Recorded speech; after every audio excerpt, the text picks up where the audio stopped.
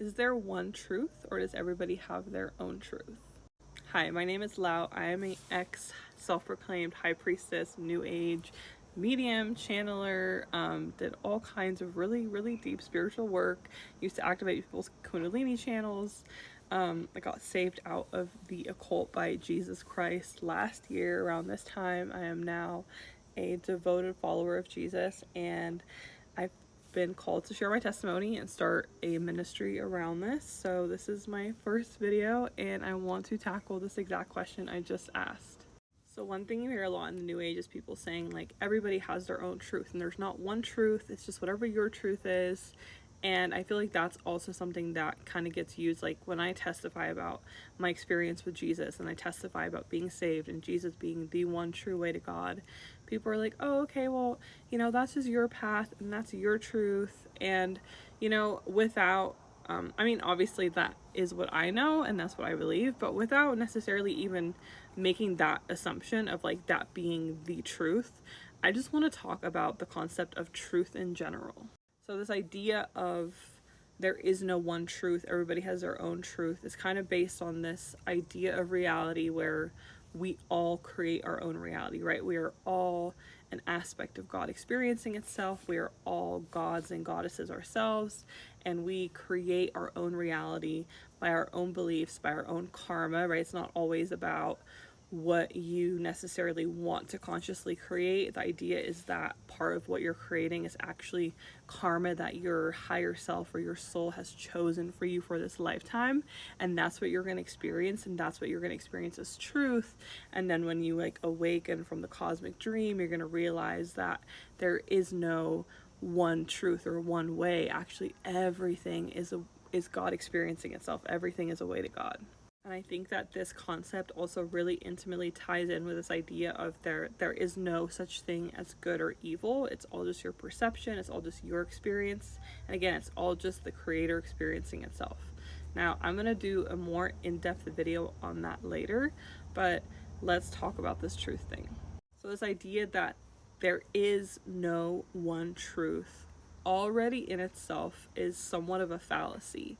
It is a belief that directly contradicts itself. Because when you make the claim that there is no one truth, everybody creates their own reality and everyone experiences their own version of reality, that in itself is a truth claim. That in itself is saying that there is a basic foundational principle that we are all governed by and that we cannot escape no matter how hard we would try. And so really right here, this belief system already kind of collapses in on itself, right? Like this idea there is no one truth is already saying that you believe that there is one absolute truth. And now obviously that doesn't mean that directly from that place of acknowledging, okay, there is a truth, that means that we have to make the jump that one truth is that the God of the Bible is the one true God and Jesus is the only way to God.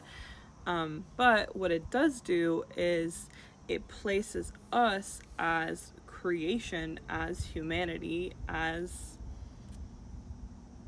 whatever this experience is, it places us in direct relationship to something that is greater than ourselves.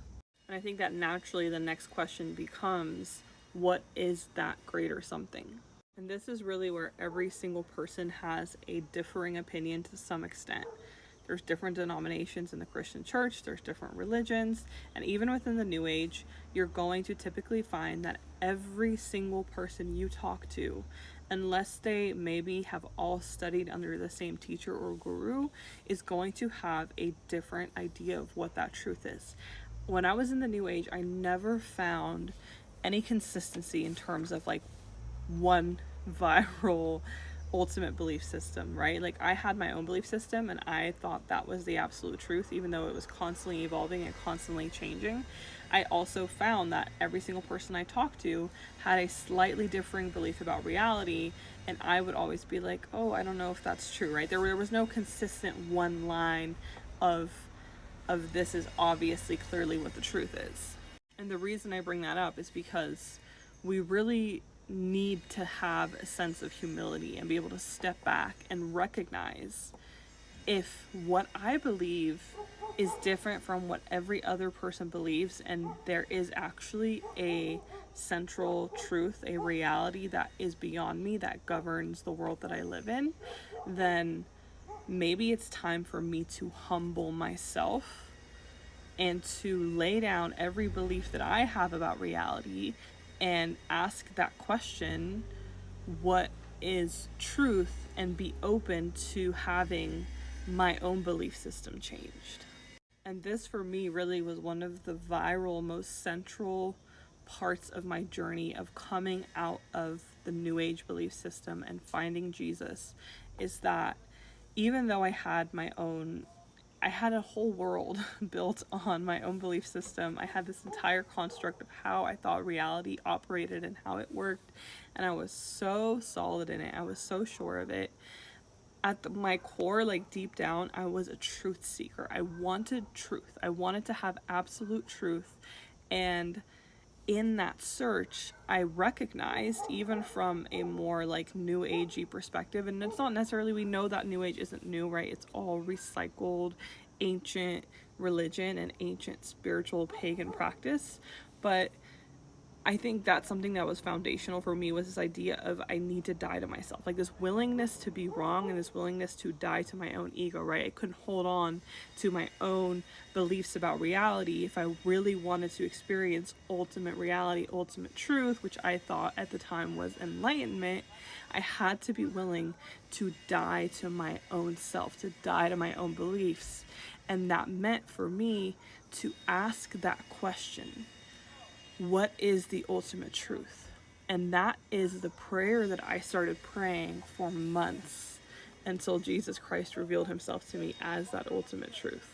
And without needing to make the assumption for you personally, especially if you're not there, that that ultimate truth is Jesus, I would just invite you, if you are someone who is a actual truth seeker, if you care about finding ultimate reality, if you care about reaching enlightenment or whatever it is that you're in pursuit of, if you want that ultimate freedom, the ultimate happiness, if you want to be basically set free from this human condition and you want to experience what you were created to experience, then just humble yourself and ask that question. Be willing to be wrong about what it is that you believe, and whether it is you're praying to the universe or you're praying to God, just consistently asking for the ultimate truth, truth with a capital T, and just being willing to die to everything you believe and letting that truth reveal itself and unfold itself in front of your eyes.